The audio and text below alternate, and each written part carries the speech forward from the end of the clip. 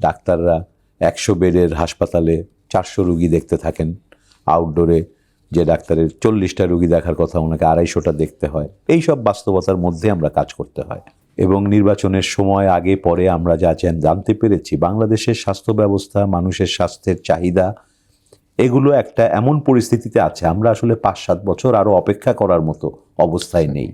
এই রুগীগুলোর এখনই সেবা দরকার। স্যার, আমার প্রথম প্রশ্ন হচ্ছে, বিএনপির ইস্তেহারে স্বাস্থ্য খাতে বরাদ্দ বাড়িয়ে জিডিপির 5% উন্নীত করার কথা বলা হয়েছে। বর্তমানে এই বরাদ্দ 1%-এর আশপাশে।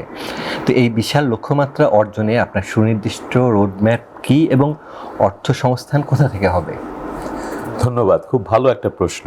আমরা দীর্ঘদিন ধরে বিভিন্ন সেমিনার, সিম্পোজিয়াম, আলোচনায় এই স্বাস্থ্য খাতে বাজেট বৃদ্ধির জন্য দাবি জানিয়েছি এবং বর্তমানে আমাদের স্বাস্থ্য খাতে বাজেটের জিডিপির 0.7% স্বাস্থ্য খাতে দেওয়া হয়।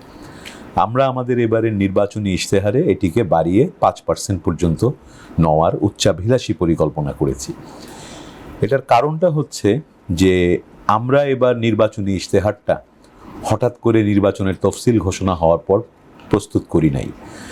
আমরা সেই 31 দফা কর্মসূচি থেকে শুরু করে এই নির্বাচনকে সামনে রেখে দীর্ঘদিন ধরে কয়েকটি সেক্টর অনুযায়ী বিশেষজ্ঞ টিম নিয়ে কাজ করে রাজনৈতিক মতামতগুলো গ্রহণ করে এই বিস্তারিত একটা পরিকল্পনা গ্রহণ করা হয়েছে। সেই পরিকল্পনারই অংশ এই বাজেট বৃদ্ধি। এখন প্রশ্ন হচ্ছে, এই বাজেটের এক্সট্রা টাকাগুলো আসবে কিভাবে এবং কোথা থেকে, সে ব্যাপারেও আমাদের সুনির্দিষ্ট পরিকল্পনা। প্রথম কথা হচ্ছে, এই 1%-এরও কম থেকে একদিনে আমরা এটাকে 5% করব না, আমরা এটা ইনক্রিমেন্টালি বাড়াবো, ধাপে ধাপে। তো ধরতে পারেন যে 5 বছরে প্রতি বছর আমরা 1% করে অ্যাড করব, তাহলে 5 বছর পরে আমরা 5 বছরের মধ্যে 5%-এর পর্যায়ে পৌঁছাবো। 1, 2 হচ্ছে তারপরে তো বাড়তি টাকা লাগবে। এই বাড়তি অর্থায়নটা আমরা বিভিন্নভাবে করার চেষ্টা করব। একটা হচ্ছে যে আমাদের এখানে সিন ট্যাক্স, যেটা ধরেন যে ধূমপান এবং এই ধরনের যেসব স্বাস্থ্য হানিকর বিষয় আছে, সেগুলোর উপরে উন্নত দেশেও আছে, সেগুলোর উপরে ট্যাক্স ধরে সেই ট্যাক্সটাকে স্বাস্থ্য খাতে ব্যয় করা হয়। সেই ধরনের কাজ করে আমরা করব। কর্পোরেট সোশ্যাল রেসপন্সিবিলিটির একটা বিরাট জায়গা আছে। বিভিন্ন ধরনের শিল্প প্রতিষ্ঠান, ব্যাংক, বিমা প্রতিষ্ঠান, তারা কিন্তু কর্পোরেট সোশ্যাল রেসপন্সিবিলিটির অধীনে এখানে সহায়তা দিতে পারে। আপনার মনে আছে এক সময় যমুনা ব্রিজ যখন তৈরি হয়েছিল, সারচার্জ ছিল একটা, সেখান থেকে ফান্ডিং তৈরি করা হয়েছিল। আমাদের দেশের বা যে কোনো দেশেরই স্বাস্থ্য এবং শিক্ষা সবচেয়ে গুরুত্বপূর্ণ এবং সবচেয়ে বড় খাত। সুতরাং দেশের জনগণও আজকে ধরেন আমাদের এই 20 কোটি হয়তো মোবাইল ইউজার আছেন, প্রত্যেকে 1 টাকা করেও কিন্তু সারচার্জ দিলে 20 কোটি টাকা আপনার উঠে আসবে বছরে। তো এই ধরনের ইনোভেটিভ বিভিন্ন ওয়ে ব্যবহার করে আমরা বাড়তি ফান্ডিংটা এখানে আনবো। কারণ এই ফান্ডিং ছাড়া আসলে আমরা যে উচ্চাভিলাষী কর্মপরিকল্পনা নিয়েছি, সেই কর্মপরিকল্পনা, সেটার জন্য যে লোকবল, সেগুলো আসলে ঘটানো সম্ভব হবে না। সেই কারণেই বাজেটটা আমাদের বাড়ানোর পরিকল্পনা করার প্রয়োজন ছিল এবং সেটাই আমরা করেছি। ইস্তেহারে উপজেলা পর্যায়ে বিশেষজ্ঞ ডাক্তার নিশ্চিত করার অঙ্গীকার ছিল, কিন্তু আমরা দেখতে পাই বা দেখা যায় ডাক্তাররা মফস্বলে থাকতে চান না। তো এই ব্রেন ড্রেন রুখতে এবং চিকিৎসকদের গ্রামে রাখতে আপনার কাছে বিশেষ কোনো প্রণোদনা বা প্রশাসনিক পরিকল্পনা আছে কি? আমাদের এবারের পুরো স্বাস্থ্য খাতের পরিকল্পনাটার মূল উদ্দেশ্য হচ্ছে আমাদের স্বাস্থ্যসেবা এটাকে মানসম্পন্ন করে জনগণের দোরগোড়ায় পৌঁছে দেয়া। এটা হচ্ছে আমাদের লক্ষ্য বা গোল। এখন সেই কাজটা করতে গেলে আমাদের অবশ্যই তৃণমূল পর্যায়ে স্বাস্থ্যকর্মী লাগবে, চিকিৎসক লাগবে। তো স্বাস্থ্য ব্যবস্থাটাকে আমরা সাজাতে চাচ্ছি প্রাইমারি হেলথ কেয়ারটাকে সবচেয়ে গুরুত্ব দিয়ে, প্রাথমিক স্বাস্থ্যসেবা। সেখানে আমাদের পরিকল্পনা হচ্ছে একটা ইউনিয়ন সেন্টার থাকবে, ইউনিয়ন হেলথ সেন্টার যেটা আছে, সেটার অধীনে 3টা সাব সেন্টার থাকবে, ক্লিনিকের মতো। কমিউনিটি ক্লিনিক হতে পারে, অন্য যে কোনো ক্লিনিক হতে পারে। এই একটা ইউনিয়ন সেন্টার এবং 3টা সাব সেন্টার, এবং প্রত্যেকটি সেন্টারের আওতায় আবার 3 জন করে মাঠকর্মী, স্বাস্থ্যকর্মী। এইটা হচ্ছে আমাদের প্রাইমারি হেলথ কেয়ারের ভিত্তিমূল। এই দলটি কাজ করবে একটা ইউনিয়নে 3টা ওয়ার্ডে ভাগ করে নিয়ে। তারা একদিকে যেমন রোগ প্রতিরোধমূলক কার্যকলাপ করবে, সহজ রোগের চিকিৎসা করবে এবং জটিল রোগগুলোকে শনাক্ত করে কোথায় তাকে রেফার করতে হবে সেটা তারা প্রশিক্ষিত থাকবে। দ্বিতীয় ধাপে থাকবে উপজেলা হেলথ কমপ্লেক্স। সেখানে ইতিমধ্যেই আপনারা বুঝবেন যে একসময় আমরা উপজেলা পর্যায়টাকে ভাবতাম গ্রাম। আজকের বাংলাদেশে কিন্তু উপজেলাগুলো এমন একটা পর্যায়ে আসছে, উপজেলাগুলো আর গ্রাম বলা যায় না। সো উপজেলা হেলথ কমপ্লেক্সে সেখানে কিন্তু আমরা এখন ডাক্তার দিচ্ছি, বিশেষজ্ঞ ডাক্তারও দিচ্ছি। অনেক অনেক উপজেলা কমপ্লেক্সেই এখন একজন মেডিসিন বিশেষজ্ঞ থাকে, সার্জারি বিশেষজ্ঞ থাকে, গাইনি বিশেষজ্ঞ থাকে এবং অ্যানেস্থেশিয়ার বিশেষজ্ঞ থাকেন, শিশু বিশেষজ্ঞ থাকেন। এবং এই 4 জন বিশেষজ্ঞ থাকলেই মোটামুটিভাবে মা ও শিশুদের যে সমস্ত অসুখ বিসুখ, মেডিসিনের কমন যে সমস্ত অসুখ বিসুখ সব কিছুই কিন্তু উপজেলা পর্যায়ে সেবাটা পেয়ে যাবে 80 থেকে 90% মানুষ। তারপরে যাদের কমপ্লেক্স কোনো ডিজিজ থাকবে, আরও চিকিৎসা লাগবে, শুধু তারাই যাবেন জেলা পর্যায়ে। জেলা পর্যায়ে 2টা সোর্স আমাদের চিকিৎসার, সদর হাসপাতাল এবং অনেকগুলো জেলাতেই মেডিকেল কলেজ হাসপাতাল আছে। এই দুটোকে আমরা একেবারে সর্বোচ্চ টারশিয়ারি সেন্টার, বিশেষজ্ঞ যেসব চিকিৎসা সেগুলোর সমস্ত ফ্যাসিলিটিস গড়ে তুলব। এই পদ্ধতিতে যেটা হবে, আপনি খেয়াল করেছেন যে অধিকাংশ লোকের অধিকাংশ অসুখ প্রথমত তৃণমূল পর্যায়ে আমরা তার যেন অসুখ না হয় সেটার জন্য প্রতিরোধমূলক অনেক কার্যকলাপ আমরা চালাবো। সচেতনতা তৈরি, টিকাদান, যথাসময়ে স্বাস্থ্য ব্যবস্থার এবং স্বাস্থ্যকর জীবনযাপন, পুষ্টি, এগুলো বিষয়ে পরামর্শ পাবে। ফলে অধিকাংশ মানুষের অসুখ হবে না। অল্প বিস্তর অসুখ যাদের হবে তারাও কিন্তু ইউনিয়ন এবং সাব সেন্টার পর্যায়ে চিকিৎসা পেয়ে ভালো হয়ে যাচ্ছেন। অল্প কিছু মানুষ উপজেলা হেলথ কমপ্লেক্সে আসবেন এবং তারও কম, খুব সামান্য কিছু মানুষকে জেলা পর্যায়ে যেতে হবে। আমাদের এই পরিকল্পনা এমনকি ওই যে অল্প কিছু মানুষকে জেলায় যেতে হচ্ছে, তারা যেহেতু সবচেয়ে গুরুতর অসুস্থ, তাদের যাওয়াটাও কিন্তু সবচেয়ে কঠিন। আমরা এটাও চিন্তা করেছি। আমরা প্রস্তাব দিয়েছি সারা দেশব্যাপী আমরা অ্যাম্বুলেন্স সার্ভিসটাকে শক্তিশালী করব এবং আমাদের একটা প্রতিটা জেলায় আমরা একটা অ্যাম্বুলেন্স পুল বা অ্যাম্বুলেন্স হাব গড়ে তুলব। এমনকি সেখানে আমরা পাবলিক প্রাইভেট পার্টনারশিপেরও সুযোগ করে দেব। যদি আমরা জেলা পর্যায়গুলোতে অনেকগুলো মাইক্রোবাসে অ্যাম্বুলেন্সের ব্যবস্থা করতে পারি, ধরেন 10টা অ্যাম্বুলেন্স আমরা ওখানে ব্যবস্থা করলাম, 5টা সরকার দিল, 5টা প্রাইভেট সেক্টর থেকে আসলো, তারা বাণিজ্যিকভাবে ব্যবহার করে। এবং সরকার যে 4টা 5টা বা 6টা দেবে তার মধ্যে 3টা থাকবে শাটল বাসের মতো। উপজেলা হেলথ কমপ্লেক্স থেকে ওই দিনের রেফার্ড রুগীগুলোকে ওই মাইক্রোবাস নিয়ে আসবে একসাথে আপনার জেলা সদর হাসপাতালে। তো এই অ্যাম্বুলেন্স পুলগুলো থাকলে আমার মনে হয় যে জরুরি সেবা, এমার্জেন্সি যে কোনো প্রয়োজনে মানুষের স্বাস্থ্য সেবাটা অনেকটা এগিয়ে যাবে। এইভাবে আমরা পরিকল্পনা করছি। দরিদ্র পরিবারের জন্য কার্ডের মাধ্যমে বিনামূল্যে চিকিৎসার যে প্রতিশ্রুতি দেওয়া হয়েছিল আপনাদের তরফে, তো তা কি কেবল সরকারি হাসপাতালেই সীমাবদ্ধ থাকবে নাকি এটা বেসরকারি তো আপনারা ছড়িয়ে দেওয়ার কোনো পরিকল্পনা আপনাদের আছে? জি, আপনি ই হেলথ কার্ডের কথা বলছেন? জি জি। আমরা এই দরিদ্র মানুষের স্বাস্থ্য সেবাটাকে সবচেয়ে গুরুত্ব দিচ্ছি এবং দরিদ্রতার মধ্যেও যারা সুবিধা বঞ্চিত, যারা প্রতিবন্ধী, যারা চরে থাকা মানুষ, এইভাবে বিভিন্ন কারণে যারা বাদ পড়ে যান, যারা পিছিয়ে পড়েন, সেই ভালনারেবল পপুলেশন হচ্ছে আমাদের সবচেয়ে গুরুত্ব পাবে আমাদের কাছে। এই সমস্ত মানুষকে বিনামূল্যে চিকিৎসা দেওয়ার যে ব্যাপারটা, আমরা কিন্তু সারা দেশে সরকারি ব্যবস্থাপনায় মূলত যে চিকিৎসাটা দেওয়া হয়, মূল বিষয়গুলো কিন্তু বিনামূল্যেই দেওয়া হয়। কিন্তু আমাদের স্বাস্থ্য ব্যবস্থাটা এমনভাবে গড়ে উঠেছে, সেখানে আমাদের ওষুধ, আমাদের অন্যান্য পরীক্ষা নিরীক্ষা, যাতায়াত সব মিলিয়ে আবার মানুষের পকেট থেকেও কিন্তু অনেক টাকা তারপরেও চলে যায়।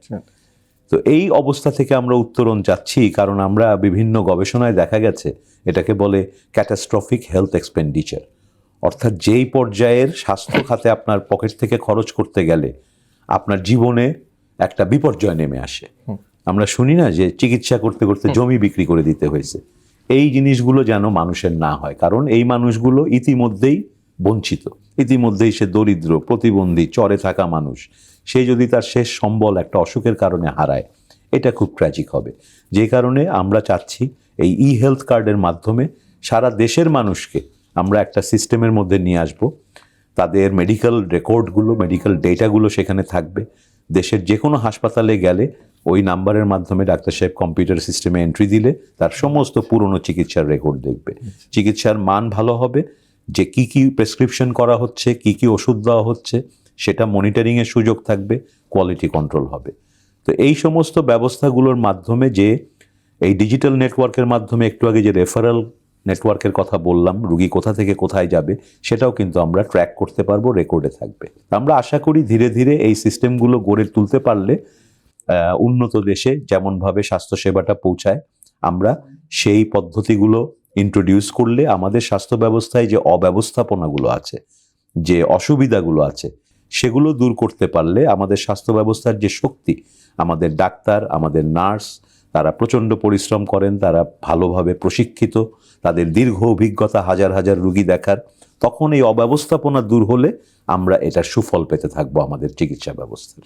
এবার একটু অন্যদিকে আসি, মানে রাজধানীর বাইরে ক্যান্সার বা কিডনি ডিজিজ বা মানে এই ধরনের অসুখ হলে বা কিডনি ডায়ালিসিসের মতো জটিল রোগের চিকিৎসা এমনিতে আমরা জানি প্রচণ্ড ব্যয়, মানে অত্যন্ত ব্যয়বহুল এবং দুষ্প্রাপ্য বটে, সব জায়গায় এটা অ্যাভেলেবলও না। তো প্রতিটি জেলা সদরে এই বিশেষায়িত সেবা পৌঁছে দেওয়ার কোনো পরিকল্পনা আপনাদের আছে কি?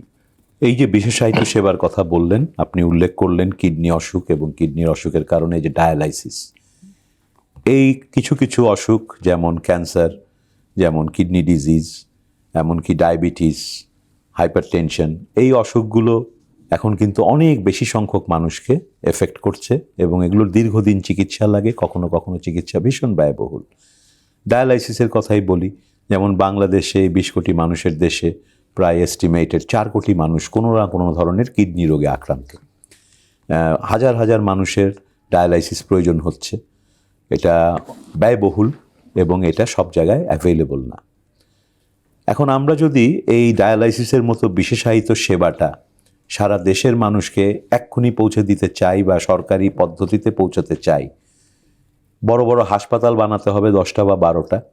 সেই হাসপাতালগুলো তৈরি হতে 5-7 বছর সময় লেগে যাবে মিনিমাম, তারপরে আসবে চিকিৎসা। আমরা এবার নির্বাচিত হয়ে এবং নির্বাচনের সময় আগে পরে আমরা যা জানতে পেরেছি, বাংলাদেশের স্বাস্থ্য ব্যবস্থা, মানুষের স্বাস্থ্যের চাহিদা, এগুলো একটা এমন পরিস্থিতিতে আছে, আমরা আসলে 5-7 বছর আরও অপেক্ষা করার মতো অবস্থায় নেই। এই রুগীগুলোর এখনই সেবা দরকার এবং এগুলো এক্সপেন্সিভ। আমরা এটা খোঁজ নিতে গিয়ে জানতে পারলাম যে ধরেন কিছু কিছু দামি হাসপাতাল আছে যেখানে হয়তো 100 জন ডায়ালাইসিস করার ক্যাপাসিটি আছে, কিন্তু যেহেতু অনেক এক্সপেন্সিভ, অত্যন্ত ধনী ব্যক্তিরাই ওখানে যেতে পারছেন, ফলে তারা হয়তো 20 জন রুগী ডায়ালাইসিস করছেন। তার মেশিন, তার সেট আপ, ডাক্তার সব আছে, শতকরা 80% সেটা আন্ডার ইউটিলাইজড, ব্যবহার হচ্ছে না।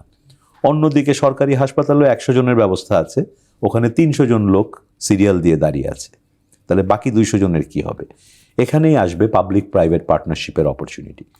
আমরা চাচ্ছি ক্যান্সারের চিকিৎসা, রেডিওথেরাপি কিংবা ডায়ালাইসিস, এই ধরনের চিকিৎসাগুলো যেগুলো ব্যয়বহুল, যেগুলো মানুষের জীবন বাঁচাতে পারে, সেগুলো যেন 5-7 বছর অপেক্ষা না করতে হয়। এখনই আমাদের দেশে প্রাইভেট সেক্টরে যে আন্ডার ইউটিলাইজড ক্যাপাসিটিটা আছে, সেটাকে আমরা সরকার তাদের সঙ্গে একটা চুক্তি করে নেব।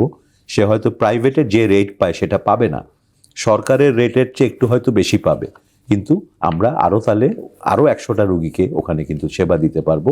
আমরা প্রাইভেট সেক্টরের সঙ্গে এইভাবে পার্টনারশিপের মাধ্যমে সেবা বাড়াবো।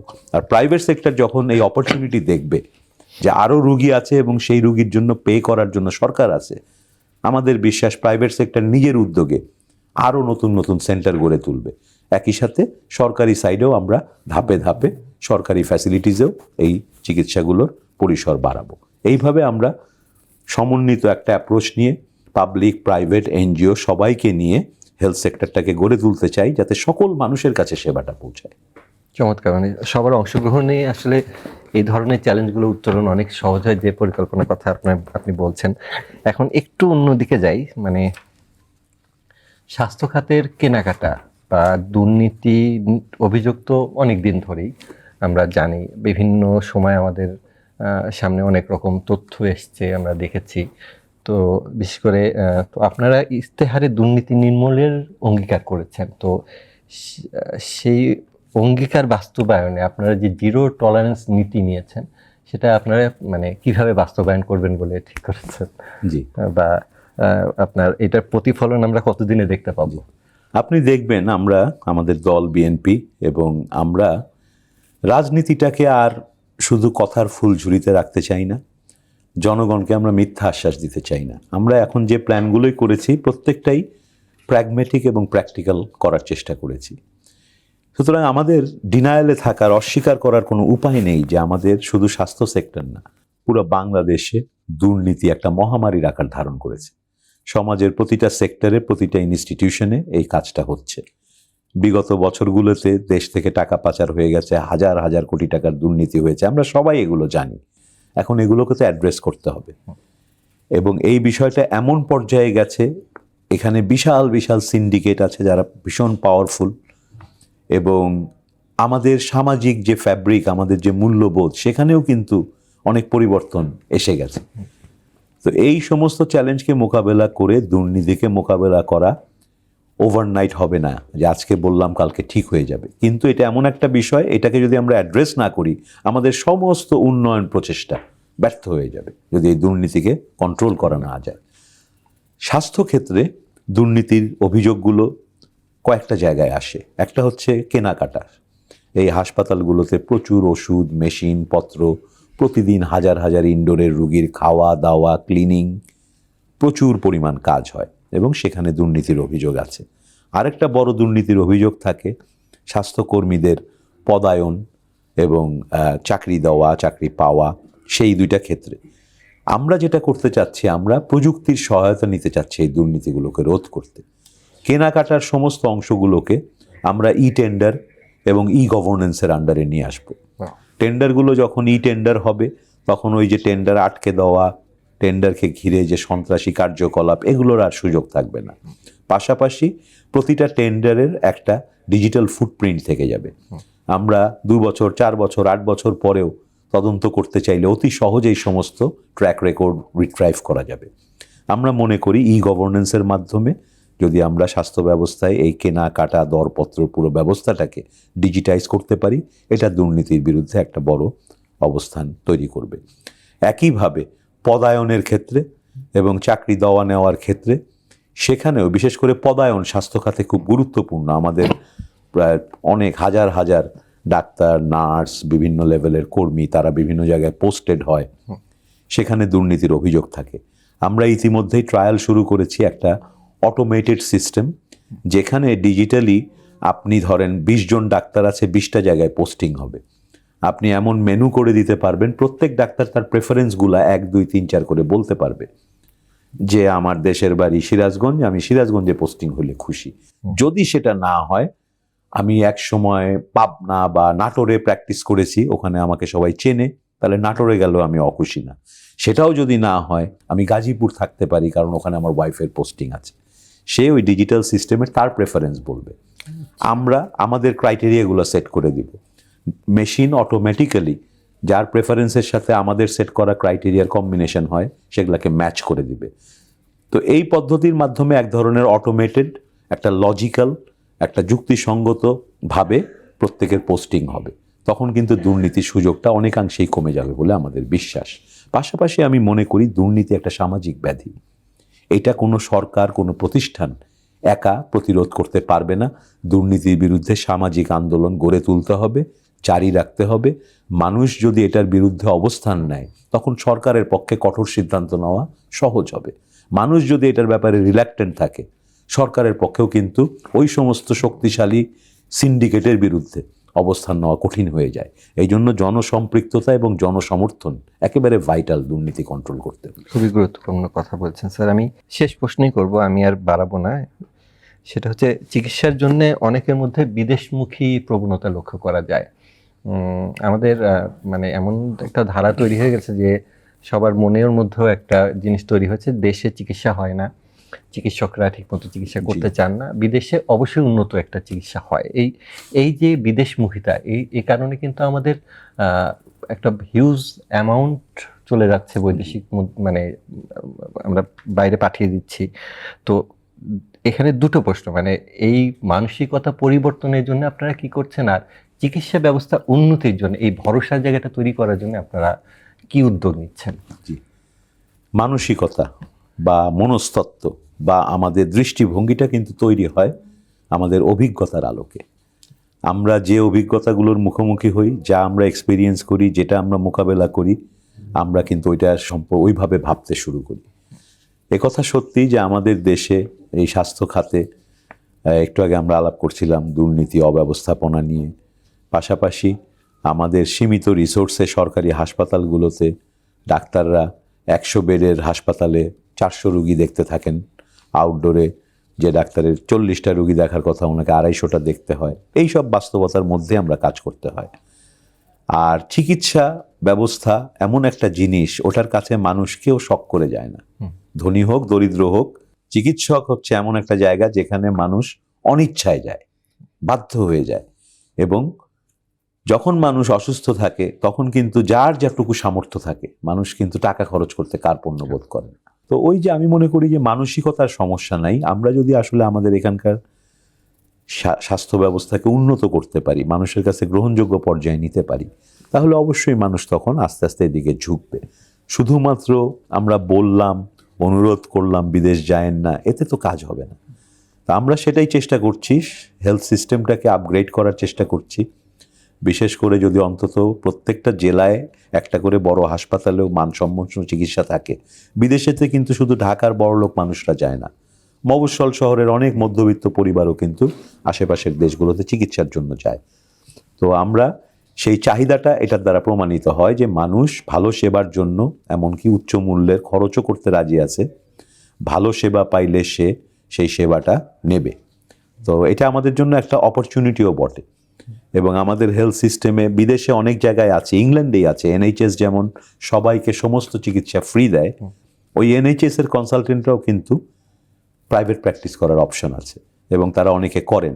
এবং ওই NHS ফ্রি পাওয়া সত্ত্বেও অনেকে তাড়াতাড়ি পাওয়ার জন্য, অনেকে স্পেসিফিক ডাক্তারকে দেখাবেন সেই জন্য এক্সট্রা ফিস দিয়ে কিন্তু তারপরে ওখানে মানুষ প্রাইভেটে, অল্প মানুষ কিন্তু তারা করেন। সো এটা একটা সুযোগ, আমরা যদি সেবার মান সরকারি হাসপাতালে বাড়াতে পারি, মেডিকেল কলেজ হাসপাতালগুলোতে বাড়াতে পারি, ওখানে আমার দেশের সেরা প্রফেসররা চাকরি করেন, তারা রুগী দেখছেন, তাহলে তারা যেমন সরকারি হাসপাতালে মধ্যবিত্ত এবং নিম্নবিত্তদের জন্য ফ্রি দিবেন, ওইখানেই কিন্তু বিকালবেলা সরকারি পৃষ্ঠপোষকতায় ওনারা প্রাইভেট প্র্যাকটিস করতে পারেন, সেটার প্রফিট শেয়ার করতে পারে হেলথ সিস্টেম এবং উনি, সেটার দ্বারা কিন্তু আমরা আরও গরিব রুগীকে চিকিৎসায় ফান্ডিং করতে পারি। তো আমি এটাকে চ্যালেঞ্জের চেয়ে অপরচুনিটি হিসেবে দেখি। আমাদের মিলিয়ন মিলিয়ন ডলার বিদেশে চলে যাচ্ছে, তা আমরা যদি এখানে ভালো চিকিৎসা করাই, আমাদের ওই টাকাটা সাশ্রয় হবে, পাশাপাশি দেশের মানুষ উপকৃত হবে।